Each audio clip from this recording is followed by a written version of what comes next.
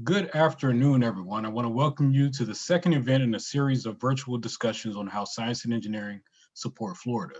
My name is Andre Porter, and I'm the Policy Director for Science is Us. Today, we have an exciting panel with representatives from organizations across Florida that support veterans, enlisted service members, and their families. I would like to thank our co-host, Enterprise Florida and the University System of Florida. Before we get started, I'd like to go over a few pieces of housekeeping. Today's session is being recorded for on-demand viewing. All attendees will be in listen-only mode for the duration of the session. If you lose your connection, please close the Zoom window and reconnect using the link provided in the meeting invitation. If you have any questions for our panelists, please submit them via the chat window. Before we turn to our panel, we are pleased to have opening remarks from Florida's Secretary of Commerce, Jamal Sowell. And with that, I will turn it over to you.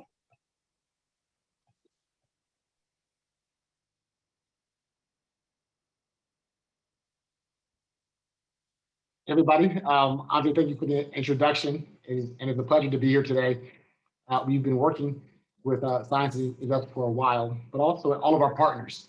And because of that, it really brings me a pleasure and honor to really talk with you today to introduce Enterprise Florida, but also this great event, because I know personally the work that spouses do, that veterans do, and veterans families is so important for the state of Florida. So I'm Jamal Sowell, and I serve as the Florida Secretary of Commerce and President and CEO of Enterprise Florida. And I want to thank each and every one of you for your service to our country. As a veteran myself who served in the Marine Corps, and I understand the sacrifices that you made. But I also understand those sacrifices from my family. My grandfather was in World War II. My father was in Vietnam. My brother was in Iraq, where he was 100% disabled. And the challenges that veterans and their families face is very unique and very difficult. For instance, even though my mother was highly educated, she could not build a traditional career because we were constantly moving. I was born in Florida, but then we left for my dad's career in the military, retired when I was in middle school.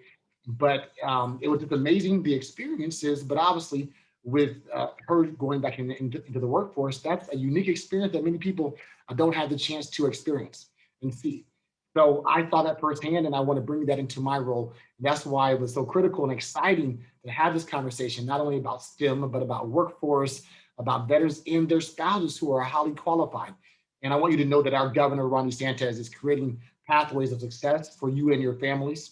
And as his Secretary of Commerce, I'm equally committed to supporting the governor's efforts that realize the vision for your families. Because Enterprise Florida, what we do specifically is recruit businesses from out of state to come in state, but we also diversify the economy. We help protect the military installations that are here. And so we're proud to support that because from day one, our governor has prioritized making Florida a state full of opportunities for our veterans. Florida is the home to the third largest veteran population in the entire country. And through the leadership of our governor, we are the most military-friendly state. And Florida has a unique and competitive edge because of its resiliency and diverse workforce. And our veterans are a vital component to that labor market. Because of Florida's pro-business policies and the governor's dedication to putting Floridians first, we're seeing more and more companies come here, specifically aviation, aerospace. When you think about the military installations, we already have a workforce built in, whether it's the Panhandle, whether it's the Space Coast, McDill, or even South Florida. We have so many veterans who want to retire in Florida and make it their home because they know we are a friendly place for them. So I'm relentless in telling the story, personal story, but also the story of our state. A governor who was a veteran himself, who served overseas. And I think that's so important as we focus on veterans, their spouses, and their families to make Florida the best place for them, which we are the best place for them. And as we go into this program, the speakers are exciting. They have a vast wealth of experience because of their time living around the world, their time serving, or their time even in academia and STEM. And they will tell you why we are number one for veterans, their families, and for our economy. Thank you.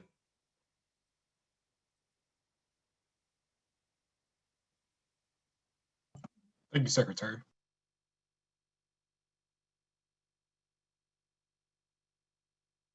Thank you very much, Secretary Sowell. And thank you all for joining us today for what I think is going to be a really interesting and engaging conversation. My name is Rachel Korestis, and I am the Executive Director of Science is Us. Science is Us is a national, nonprofit, nonpartisan initiative spearheaded by 8 science and engineering organizations. We exist primarily to bridge the gap between the policy world and the science and engineering communities. We do this by telling a different story of STEM, one that focuses more on the people who work as STEM professionals and the people in the communities that benefit from science and engineering. We advocate for increased support for science, engineering, and research, and importantly, for policymakers to rely on sound science and evidence in their decision-making. We're working in Florida to highlight the tremendous impact that science and engineering has on the state broadly, and more specifically on the economy and the workforce, and it's really significant. We released an analysis last year that found that the majority of Florida's employment, labor output, and state GDP is supported by STEM. Specifically, that is 59% of Florida jobs, 66% of Florida's output, and 62% of Florida's GDP are all supported by STEM. So really, that means that the Sunshine State is in fact a STEM state. And we have been talking about the pillars of Florida's STEM economy. And as we do that, we would be remiss if we didn't highlight the unique contribution of STEM professionals in the active duty military, military spouses, and veterans communities in Florida. This is a topic of particular interest to me, not just as someone who advocates for science and engineering, but I am also a military spouse. My husband is currently a surface warfare officer in the United States Navy, and our home is in Fernandina Beach, Florida. That brings us to our conversation today. Across the board in Florida, 6 out of 10 STEM professionals do not hold a bachelor's degree. And a lot of those folks are trained in STEM fields in the military. And a lot of those folks are also military spouses and veterans. This is a really critical component of our state STEM workforce, and it's one we want to build on. We'll get into the specifics of how all of these STEM professionals on active duty in the military spouse population and in the veterans community are currently contributing to Florida's STEM economy and the potential for growth. But before we dive into the details of the conversation, I want to take a few minutes and introduce today's panelists. We're really fortunate to have a very robust group of individuals today, and I think we're going to have a great conversation. So let me introduce all of the folks, and then we'll get into the conversation. So first, we have Captain Tim Hill, United States Navy, retired. Captain Hill was most recently the commanding officer of Naval Air Warfare Center Training Systems Division and Naval Support Activity, Orlando. This facility is the largest portion of DoD modeling, simulation, training, and human performance hub in Central Florida. Captain Hill recently retired from active duty after a 5-year tour that was the culmination of nearly 30 years of naval service. He was a career naval flight officer with 20 years of operational flying and flight tests, primarily in the F-3B Viking and the F-18F Super Hornet, prior to several defense acquisition leadership roles. Next, we have Jim Hurst, Senior Principal Systems Engineer at MITRE. Jim is also a U.S. Navy veteran. He spent 32 years where he flew the SH-60B helicopter and the T-34C aircraft as fleet operator and weapons instructor in the SH-60B and an instructor in both SH-60B and T-34C. Jim's shore duties include obtaining 2 masters and a master's certificate in physics from the Naval Postgraduate School in Monterey, strategic planning and operations at the Air Command and Staff College, and information technology management systems from Virginia Tech, before retiring out of the NRO as the lead for the Navy group in Chantilly. Jim has been employed by MITRE since his retirement from active duty in 2011, supporting the Strategic Management Systems Department for Systems Engineering and Strategic Management, and he now runs the MITRE Tampa site for the company. We're also pleased to have with us today Alexandra Johnson, who is the Regional Manager for the U.S. Chamber of Commerce Foundation's Hiring Our Heroes Corporate Fellowship Program based in Tampa. In her role, she works with transitioning service members who are within the last 6 months of their active duty career and supports their pursuit of a meaningful post-military career. Alexandra works closely with the Chambers of Commerce and focuses on building relationships with business communities across the state of Florida. She is also a fellow military spouse. Her husband is active duty in the United States Air Force and is currently stationed at MacDill Air Force Base. Next, we have Jim Moreno, who is the Executive Director of Veterans Florida. Jim is a West Point graduate, and former U.S. Army officer. During his time in the Army, he was commissioned Air Defense Artillery Officer. Following his military service, Joe spent 8 years working for the state of Florida in various capacities. He has been active in Florida legislative policy regarding military, veteran, and defense economic development issues since 2002. Next up, we have Rear Admiral Paul A. Sowell, also United States Navy retired, and Paul is the CEO of the Florida High Tech Corridor Council, an economic development initiative of the University of Central Florida, the University of South Florida, and the University of Florida, designed to attract, retain, and grow high-tech industry and innovation and the workforce to support it in a 23-county region. As CEO, Paul facilitates collaboration between the 3 universities and their partners in economic development, including more than 25 local and regional economic development organizations, 14 state colleges, and 12 workforce development boards. I want to thank all of our panelists for joining today. As you can tell, we have a very, very well-experienced, well-educated, and really relevant group of folks with us today on all things active duty, spouses, and veterans. So let's get right into the conversation. I'd like to start actually with a little bit of education. One thing I found as a military spouse is that there tends to be a bit of a gap between the military and civilian worlds. Military has its own kind of language and culture and ways that it approaches things. So I think it's worth a little bit of time at the top by talking about what exists in terms of the STEM workforce in the active duty population, among military spouses, and in the veterans community. So I'm going to open this up broadly to the first panelist who wants to jump in. Tell us a bit about the sort of STEM skills and training and really the breadth of professionals in STEM fields that exist in the military. So I'll open this for whomever would like to comment on that first. Let me jump in, and I'll share with you my last tour in the Navy was as the head of the Operational Test and Evaluation Force for the Navy. What that means is it's not just about aviator wings; it was about everybody in the Navy and what they did, and our ability. And what we did was the operational test world of the highly technological systems that are out there. The description I would give you of the Navy workforce, and we had Coast Guard with us as well. We would do things with the Air Force and the Army. Super educated on the technical systems and the background to those systems. They've been through multiple schools along the way as they've either in their career or the number of years that they were active duty. And all the things that are required to not only operate those systems, but to know them.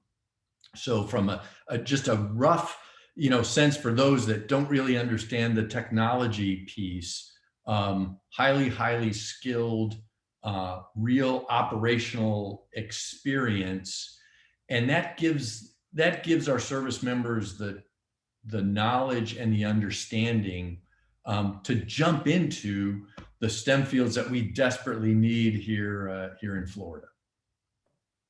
Yeah, I'll pile on with that comment as well. So my command that I just came from here in less than 2 weeks ago now, here in Central Florida, is a giant hub of STEM activity. We deliver training systems to the Navy and to the Marine Corps, as well as the other services, and have a workforce of about 3,200 around the world to do that. One of the things I think will highlight LJ's point there, though, amongst that group of 3,200, I had about 40 active duty Navy officers and chief petty officers on the staff.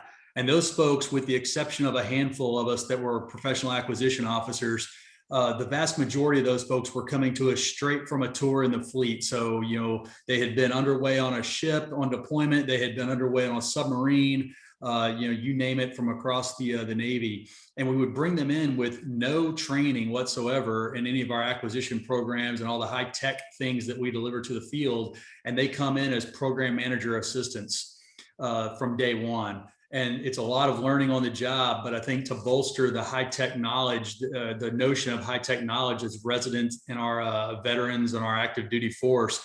They came in and they learned. In about 6 months, they were up on step and working as a program manager in a large acquisition program with no training from day one and then minimal training given to them on the job. So I think that kind of shows you a little bit of what those folks can do when challenged that way.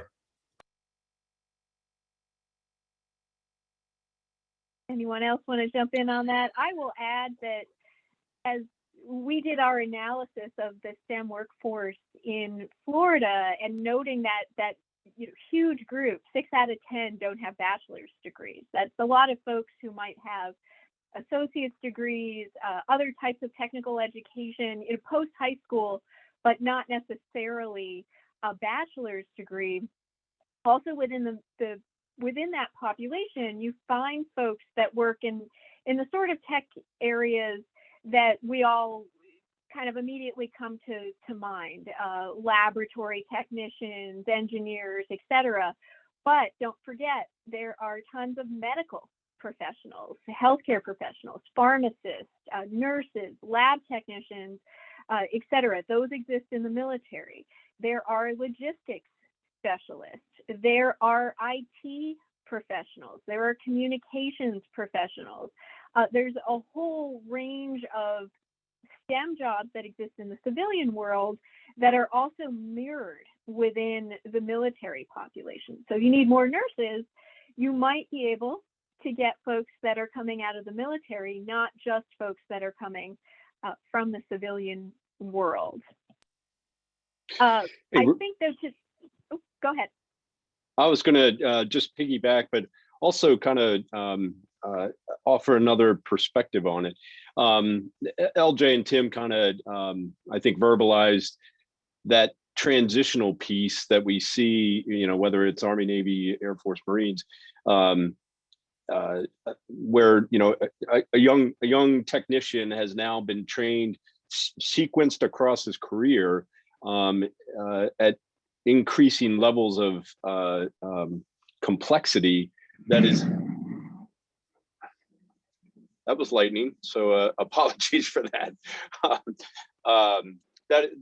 Those skills are highly valued in the workforce, and as we see across the top 5 industries in Florida that need that technical career education sort of professional, it's highly valued. In particular, in my case with MITRE, I've now been with MITRE for 10 years. What I see at MITRE, the most effective experts that we have are the folks that have had that sequence training. A lot of veterans within the company. We're about 25% veteran population across the company. That sequence training that now mixes into industry over time is just irreplaceable. The one piece that I wanted to kind of add to the conversation is the leadership piece, and the idea that anything from the lowest sailor, airman, soldier, Marine to LJ and wearing stars, the leadership that is taught again sequentially through a military career, very irreplaceable in industry. What I see certainly within MITRE, but across a lot of my colleagues that are now pursuing careers in the commercial world, again, highly valued by companies, because understanding people first, understanding the principles of leadership is something that is very difficult for industry to really put their finger on. And I think the military does one of the best training sequences out there. So I just wanted to add that in there.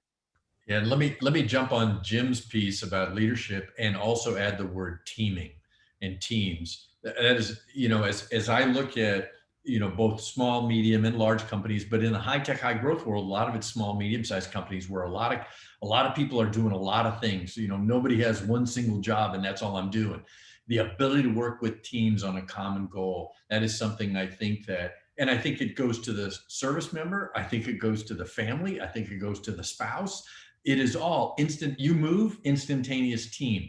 And that is another, I think, very valuable skill set, core value that we've seen. And I know Alexandra's seen it in hiring our heroes. As you make those matches to companies, they get it. They understand that piece. And that's really exciting for me, especially in the small and medium-sized company world, for sure.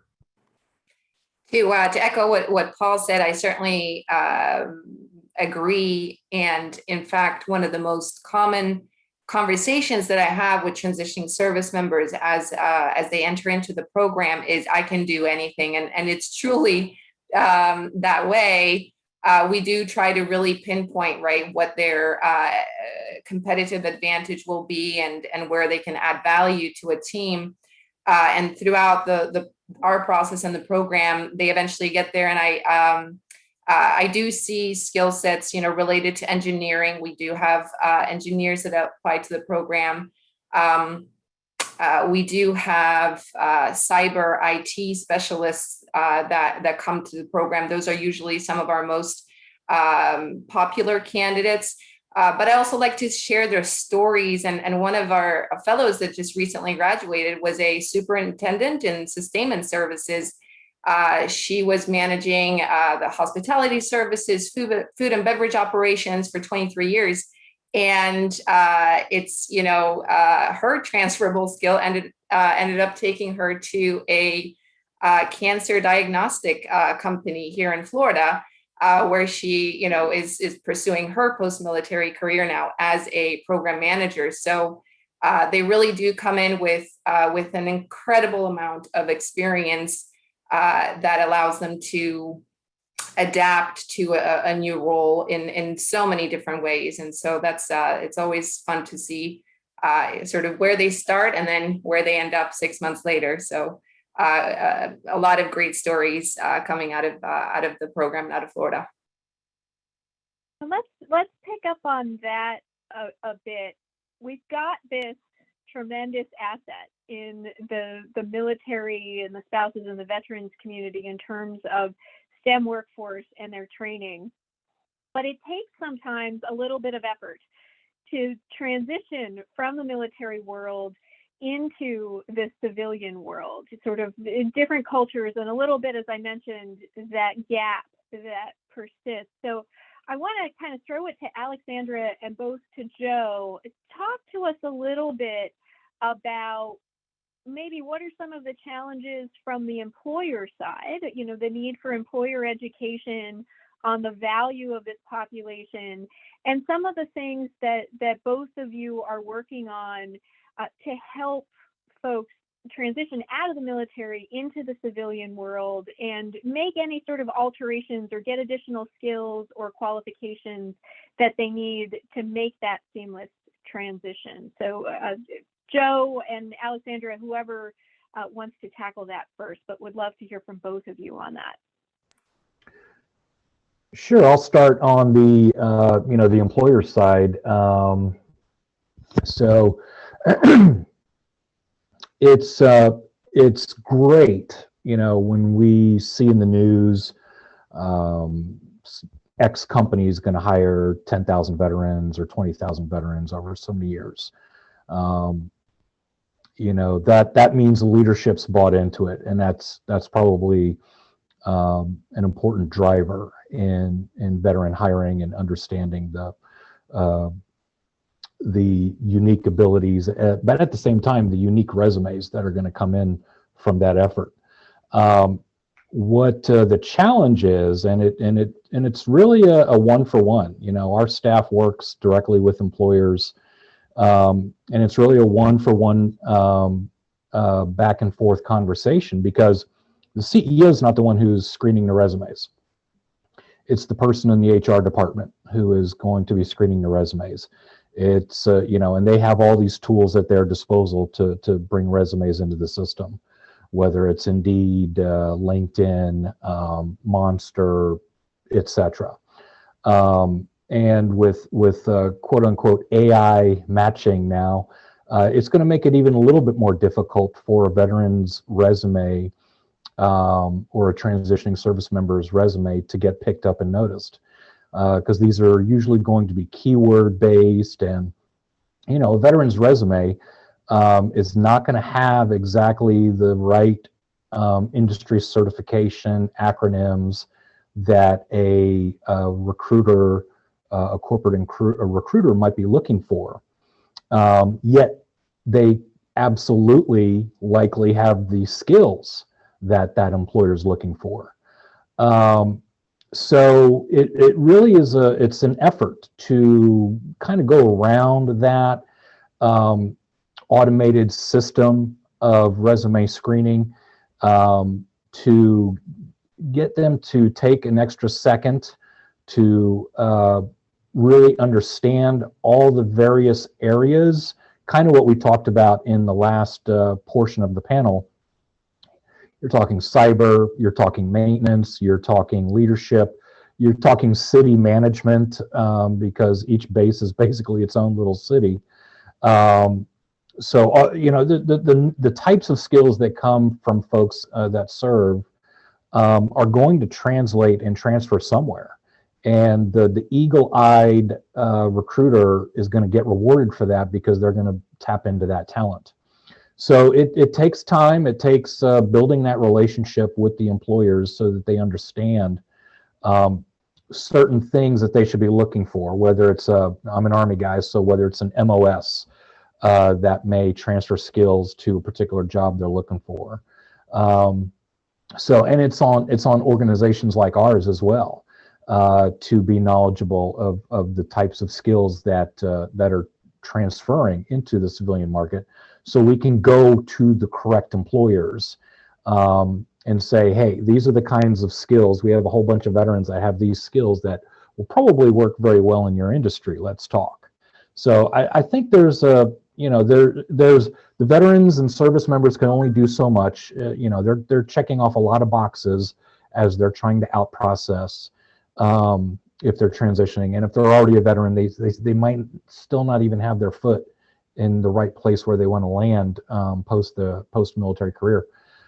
So it's organizations like ours, and it's employers that really have to work together on behalf of the veterans and service members that are out there, and spouses, of course, to help bridge that gap and make that transition smoother. Absolutely agree. And on one of the conversations we have a lot about culture as we work with this community is the importance of understanding a company's culture and whether or not you fit into it and whether or not the company fits into what you're looking for. I will say that in the majority of cases, as I work with transitioning service members, at the very beginning, they tend to overlook that aspect entirely. They come into their transition really looking for a job. As they get into their transition over the next couple of weeks and months, they start getting very, you know, they pay attention to it a lot more as they understand that really does matter and makes a tremendous difference in where they end up. And it's, you know, thanks to efforts like Florida Veterans or Veterans Florida, I'm sorry, or our program that, you know, allows them to test out that culture piece. And for the employers, the ones who really succeed are the ones that are currently setting up the business resource groups that are veteran focused and where they have somewhere for veterans entering that organization to go to get mentored from the veterans that are currently there. And then I'll also add that there are now employers who recognize the importance of identifying the military spouses in their organization, which is a really newer concept, but is tremendously powerful for the military spouse community. And so I certainly hope we'll get to see more and more of those BRGs appear within the different companies in Florida and beyond. Yeah, that really helps in the, as I think about Alexandra, that helps in that transition role is education. A couple of things, Rachel, as you talked about the transition, one trap is easy to fall into is, and you highlighted it, this thing about you think of it as a job. Don't, try not to think about it that way. You're joining a team. What team would you want to join? What interests you? Why would that team interest you? And then utilize teams like Alexandra's who've already scoped this environment out to see here's what that culture is like. I think that's really important.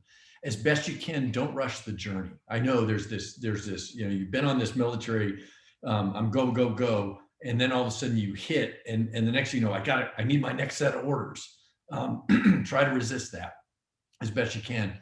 And then I guess the third thing would be, don't think of it as the next career. The way jobs are shifting around and the way opportunities present themselves and the way the nature of work is changing. This idea that you're now going to hop from, I was an aero engineer, I leave the Navy, should I go work for Lockheed? It's sort of gone away because there are so many different options that you can do. And I think there's power in the knowledge of understanding that there are a lot of different things and you really have to kind of research and figure out where that is and what fits for you. We hear a lot, not just in Florida, but across the country, of a skills gap, of lots of high tech and STEM employers not being able to fill tons and tons of jobs that they have open right now, just because they're not able to match folks with the skills that they need for specific jobs.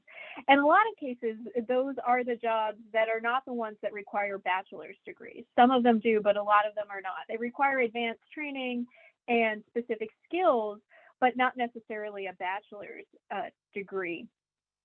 What's the opportunity there to bridge that skills gap by tapping into our military spouse and veterans population? Okay, I'm going to hop in again just because I see it in the corridor. So, this idea of I don't have a bachelor's degree, what can I do? A ton of stuff. One of the ways Florida has responded is at the state college level. So you see state colleges and community colleges ramping up on micro certifications. This idea of, think about that skills gap often, Rachel, is it might be one or two little things that takes that young sailor or soldier or Marine and gives them the exact thing they need. They won't ever know it if they don't understand how that works. So the thing that I've seen in the corridor with this, and this has happened over a number of years, really pushing this idea of connecting the need with what is that minimum thing that I need to get to be able to hop over and do it. In the technology world, and I hope people think, don't think that you need a bachelor's degree. Modeling, simulation, and training, SimTechs, AgTech up in UF, FinTech out in Tampa, all the space stuff that's going on. A ton of these opportunities, what they want is the fact that you've had experience and can learn quickly. That's what they're looking for. Yeah, I'll jump on that one as well. We've done a lot of work. The DoD commands here in Orlando have done a lot of work with the local economic partnership, the Orlando Economic Partnership, on this whole notion of skills-based hiring, which is kind of what LJ's talking about there and such. And it's exactly that we view it regionally here as a big threat because of the reliance on the tourist industry and how many of those folks don't have those advanced degrees, and what that means as some of those jobs get displaced with things like artificial intelligence and that sort of thing. What does that do for the local economy?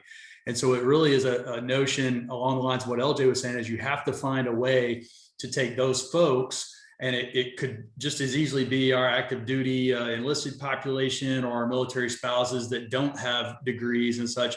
The same thing applies. How do you bring them in using the skills that they have, the experience they have, and then invest in them because they're people that know how to get things done, and they're people that are willing to learn. And then they become a proven quantity at one level, and then you're able to grow them into another level through a small investment along the way.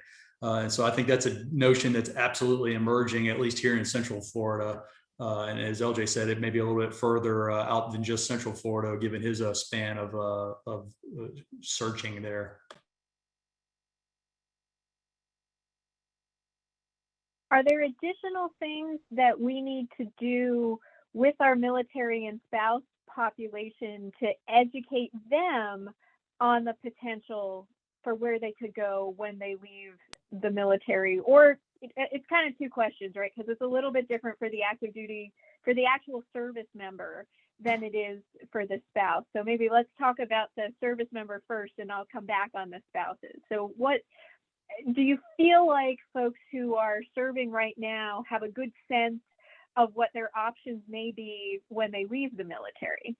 Yeah, I'll jump on that one first as the guy who's living that right now, right? Not even two weeks. I'm still on terminal leave, for goodness sakes, and such. And so, we talked about this a little bit the other day in a prep conversation that the panelists had.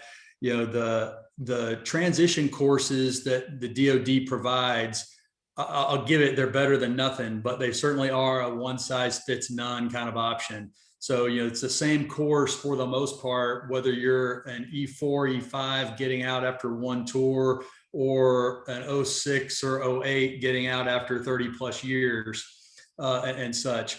I think those of us on the senior side of that would say we didn't need what we got there. There was very little value. And the folks on the junior side of that would say there's not enough there in those courses. And so certainly those are supplemented by programs like Joe's at Veterans Florida and Alexandra's over there,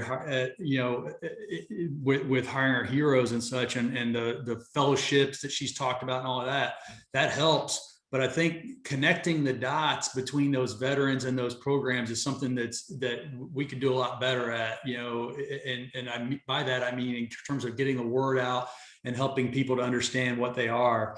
For instance, here in Central Florida, with a very small active duty population and a very non-traditional base, none of those programs have an official, kind of presence in the community here. We have the advantage of the fact that our work is very much tied to the industry community in Central Florida and very much part of the economic engine. So we have a little bit of an advantage there, I would say, over somebody that's in Jacksonville or Tampa or whatnot. But I think at the end of the day, the best thing that I've found today along those lines, and the word that I think needs to get out more and more and more to service members of all pay grades and skills and services, is the power of networking. The notion, there's several other panelists here that I talked to along my journey to help figure out some of what you heard in LJ's advice there, some of what Alexandra said about the culture of a company. All those things are absolutely true as you find through there, but then how you get paired up with what that opportunity is going to be and what potential opportunities are out there, I think is really more resident in a network than it is anywhere else. I'll beat the drum of the network thought there from Tim, but I also want to emphasize I'll call it the strategic thinking, and it's hard, especially for junior enlisted, to be thinking about next year, 5 years, where do I want to be when I'm 35? But I always ask that question, how long are you here for? How long do you think you're going to be in the Navy? And, I'll get the shoulder shrug from an E3. I don't know, my commitment's up in another year and I'll figure it out then. I always try to make sure they understand, look, think about this big picture. You know, you may not be married right now, you may not have kids, but when you're 35, 40, you know, that's a very likely possibility. Where do you want to really be there? The communication piece really becomes part of a preparation. The best advice that I got, I transitioned 10 years ago in another state, but the best advice I got was take the class 5 years before you think you're going to get out, and then take it again right before you do. And what that really did for me was made me aware where industry was. And it really kind of sunk in with me. My brain is a strategic brain to begin with. So I was already thinking family plan along the way, but it really resonated with me of where my passion was. You know, what did I really want to do for my next work life? And that's really important because, you know, when you're 25, it may not necessarily matter, and you may be able to adapt and overcome. When you're 35, when you're 40, it's a little bit trickier, and you're already down a certain path. And finding where your passions are is really where you're going to be able to excel. And that's really important. And industry can help. You know, obviously, Alexandra and Joe organizations are a great example. There's a lot of mentoring programs out there, and a lot of veterans who are more than happy to give you some of that insight and mentor. But that's really important for veterans and active duty to be thinking ahead, because it helps industry. It really fills, to your point, Rachel, it fills a gap that we know is there. And Department of Labor, state and countrywide are always tracking those things. Where are those gaps developing in the technical career force? So that would be my thought. So let me come back to the second part of that question, which is the population that is near and dear to me, which are the military spouses. And maybe I'll throw it to Alexandra, my fellow male spouse, on this. You know, one of the things we see over and over again with the military spouse community is folks that are actually like overeducated and underemployed. And I know it's difficult. You know, if you go from, as we have, DC, San Diego, Jacksonville, Honolulu, Newport, Rhode Island, how you manage to keep up a career over that time, but explain to an employer why you might have worked in Honolulu for 2 years and then Jacksonville for 1.5 years, and how that all kind of comes together. And also recognizing also the STEM workforce that exists very much within that military spouse population. And what other steps do we need to do in Florida and with employers to say, hey, these are actually really valuable resumes, and these can also be another path to bridging those STEM job gaps that you might have as an employer. So I'll throw it to Alexandra first, but any of the others who want to jump in on that can as well. So absolutely love this topic. In fact, this is how it's through volunteering for hiring our heroes in the space of military spouse employment advocacy that I got very passionate about creating better paths of opportunity for military spouses and transition service member, this extremely transient population that I personally very much identify with. And you know, I think military spouses, it can take a while to understand that label. And it certainly took me a while to identify with it. It wasn't something that I immediately, you know, it's a very diverse population. We often don't recognize, you know, we group military spouses under this one label, but the population itself is tremendously diverse with varying education levels. But I think speaking from just my own journey, my own personal experience, I found a lot of strength in identifying other career-minded military spouses who had successfully kind of figured out their path. And so through hiring our heroes, you know, we do have our military spouse professional networks, which serve that purpose for military spouses to be able to group together and have a stronger voice in the community. And we see that certainly here in Tampa, where we also have a very robust military spouse economic empowerment zone that invites employers to the table to learn a little bit more about how to support the military spouse population and how to engage with them. Because as you mentioned, through the multiple moves, it becomes really difficult to connect with your network.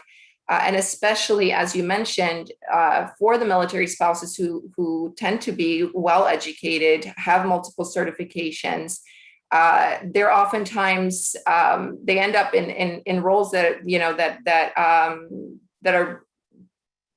end up being underemployed. And this was, already mentioned before, right? The importance of your network.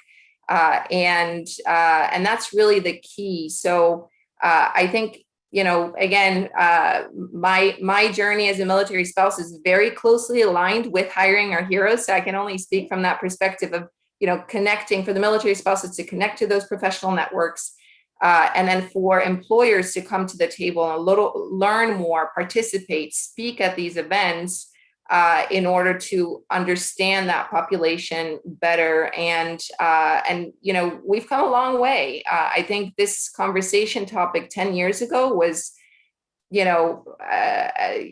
much, I don't know if it was even in existence, right? I got into that space and I've seen how much over the last couple of years we, it gets brought up a lot more. And I think that goes a long way. But we certainly haven't, a long way to go. But certainly the community that I work with, and I think across Florida, I think, there's a lot of desire to connect those dots and employ military spouses. And I hope to see that moving forward.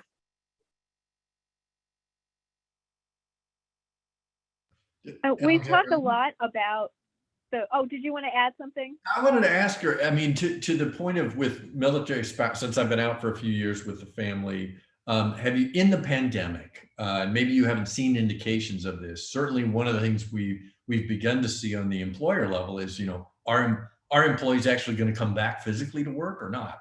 And if they're not, and they're home, that means you can almost take your job, potentially for some, you could take your job with you. And that network somewhat travels with you.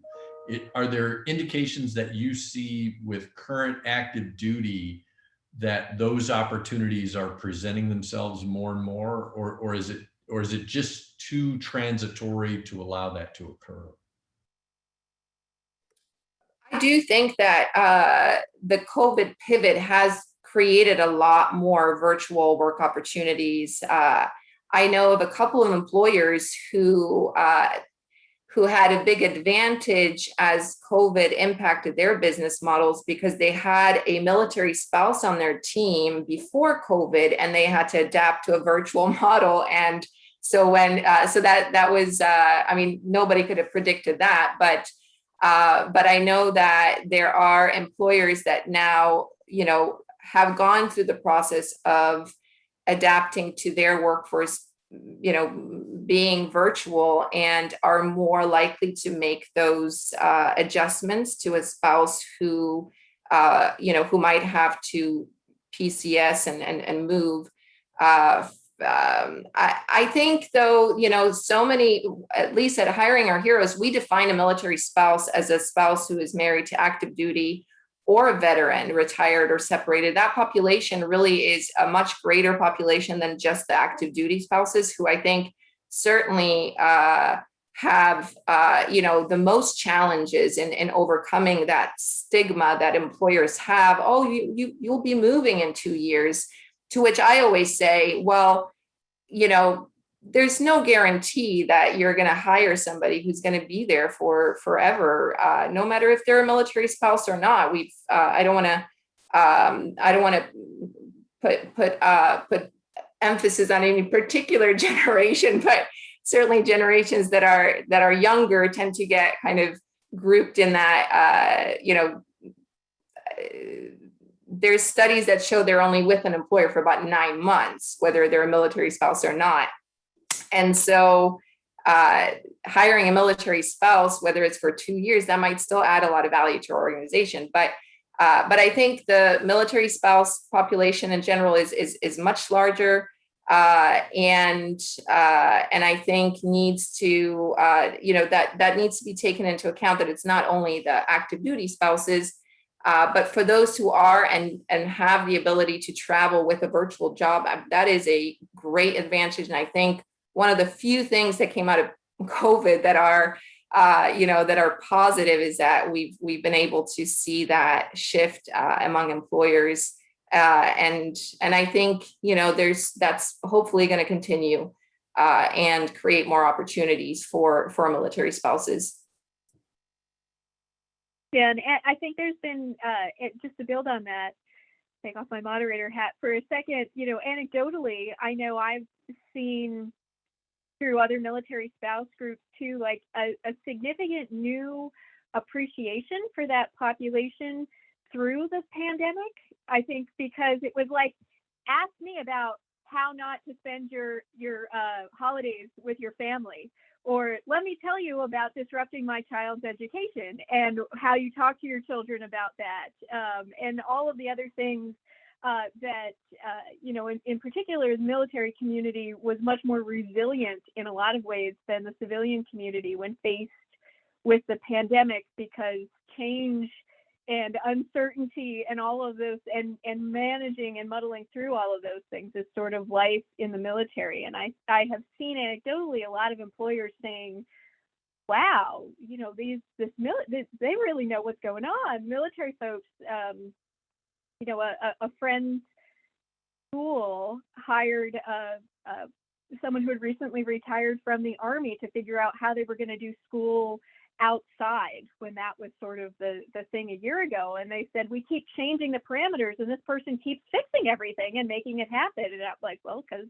you hired somebody who has just come out of the military. So there are more opportunities there, not just in STEM, but since we're focused on STEM, and I want also to allow folks who are participating in the webinar to add any questions that you might have. You can drop them, as Andre mentioned earlier, in the Q&A, and we'll address them. But I want to turn to Joe Moreno for just a minute. I want to highlight some of the things that exist in Florida now that can help veterans, active duty folks transitioning actually move from the military into those STEM careers in Florida. Joe, do you want to talk a little bit about some of your programs and some of the new and exciting things that are happening in Florida now? Sure, I'll talk about Florida a little bit, and starting with kind of going backwards, since our last topic was on spouses. Florida really leads the way in terms of policy, I believe, for military veterans and their families. For example, for those in medical, with medical careers and experience in the service, at the Florida Department of Health a few years ago, they created a program called the Veterans Application for Licensure Online Response, VALOR system, which expedites licensing for veterans who apply 6 months before or after honorable discharge from active duty, as well as fee waiver eligibility for veterans and their spouses who are in the healthcare profession. So that's one of those programs that Florida's had in place. There's also, over the last several years, licensed reciprocity, so that spouses and service members who do have industry certifications or licenses can take those from one state to another, and depending on the industry, depending on the license, they can either get a full waiver or full reciprocity, that if you got licensed in one state as this profession, that Florida will recognize it. So you're seeing these kinds of interstate compacts take foot as well, and Florida is on the leading edge of that as well. Recently, this past year, the legislature passed 2 bills to sort of address all the topics we've been talking about. One in particular allows veterans who do not have a bachelor's degree but have the equivalent experience for a particular job within state government that the requirement to have a bachelor's degree for that job will not hurt them if they do not have that. So in other words, if they have equivalent experience with or without a degree, they're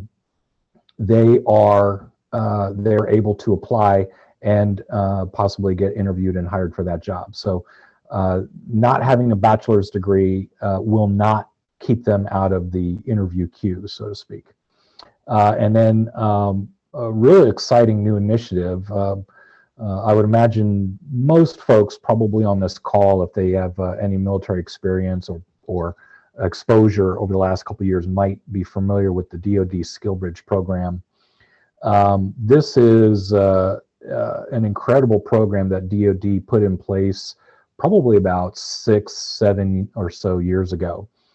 It's just now starting to get to that point where it's really ready to break out. Employers are starting to learn more about it, service members and their commanders, because ultimately the commander has to approve the service member to take advantage of it. But basically what it is, it allows a service member during the final 6 months of their term in uniform to go work at a private employer as an unpaid intern from the perspective of the employer, yet the service member continues to receive their salary and benefits from DoD. So they get to go work at a private employer, learn the cultural awareness that we talked about earlier as well, get to close that skills gap. I mean, that's the name of the program, Skill Bridge. So the state of Florida and the governor signed this bill a few weeks ago also, is the first state to codify a statewide Skill Bridge initiative to drive growth of this program throughout the state of Florida, to better connect service members with employers here in the state that seek their talent through structured training, whether it's an apprenticeship, a internship, a fellowship, and we have participants coming for Florida.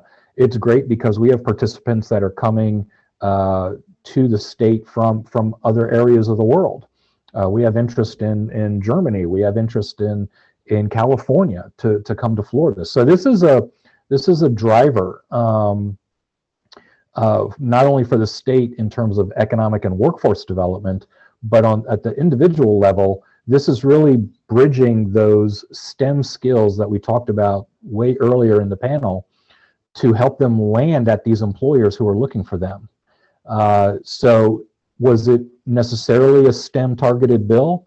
No, but knowing the skills that service members attain while in service, I believe it is a STEM bill, and I believe it's going to bolster Florida's STEM industry for years to come.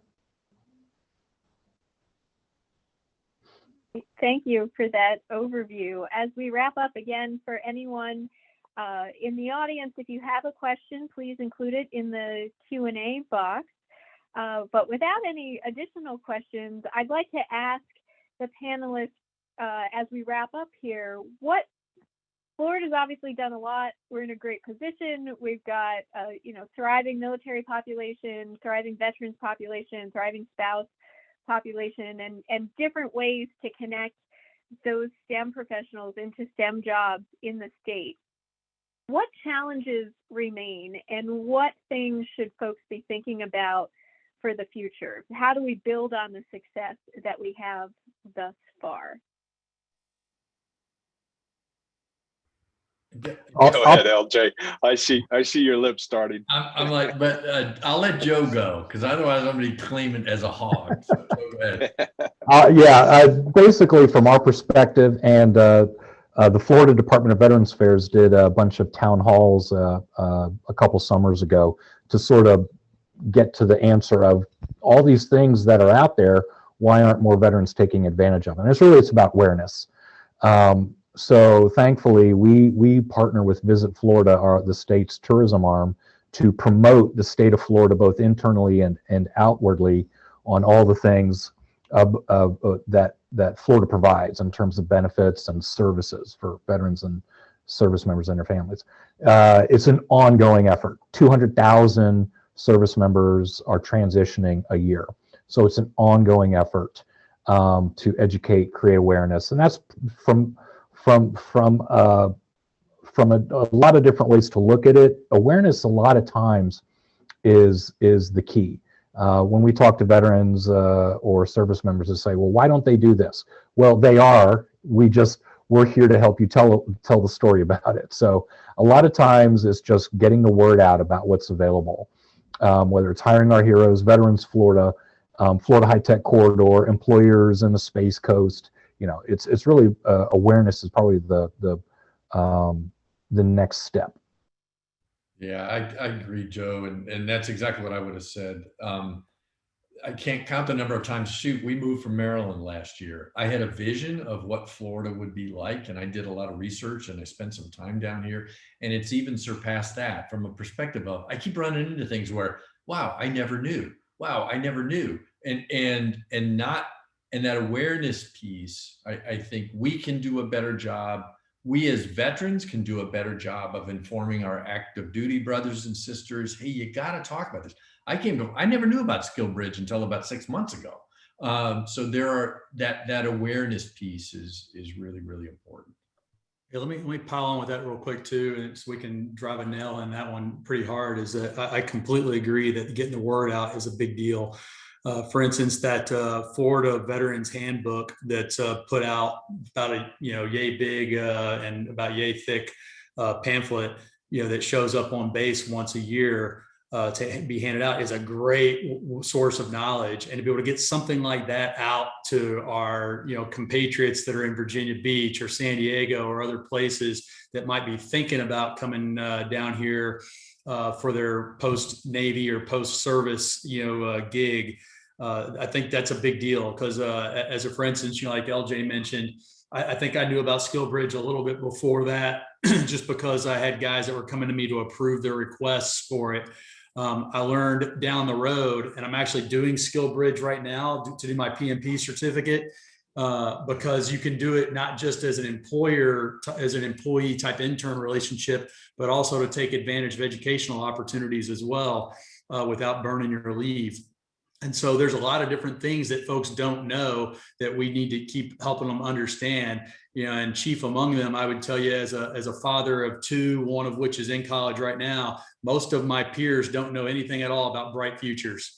And that's a game changer for folks that have college age or nearing college age kids in Florida. And so there's some things we can do to get the word out that I think would be very helpful. So I have to admit that the first thing that came to my mind when you mentioned challenges, and I think we'd be remiss if we ignore, is the speed of technology. I don't, it doesn't matter if you're a spouse. My wife's no better example than my wife, who has decided here in the last 3 years, okay, I'm going to stop teaching and I'm just going to take care of some local kids and just do some local stuff. Could we have ever guessed 10 years ago, 3 years ago, quite honestly, what we could be able to do in a cell phone? I can remember sitting when I first came down to Tampa from DC, sitting in a conference room and one of the company guys coming to me and saying, you can drive PowerPoint from your phone 3 years ago. And I kind of waved the flag. Yeah, right. Yeah, BS. And sure enough, here we are. I'm talking to you on a phone and through a Mac, and I could do as much on my phone as I can on the Mac. So we're a little bit remiss if we don't acknowledge the speed of technology. That is a huge area, obviously, from whether it's a corporate intellectual property issue or a DoD security issue. The countries of the world are jumping on the wagon, and when I go to one of the smallest little towns out here in the beach community of Dunedin, and I see that they're going to have an autonomous taxi online here in the next couple of weeks, I just shake my head. Holy cow, who would have ever guessed? So I think we really have to acknowledge that, and it's important to keep up with speed of technology, regardless of your age. The biggest thing that I do now as a kind of a more experienced old guy, I go to the younger crowd and say, hey, you mentor me, show me how to, do this. It's important, really important.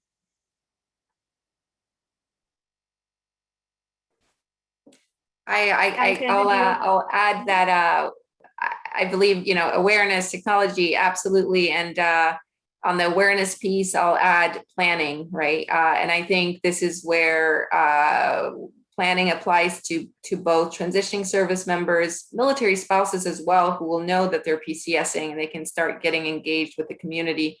And then employers, especially around SkillBridge, which, our corporate fellowship program is structured around the SkillBridge instruction.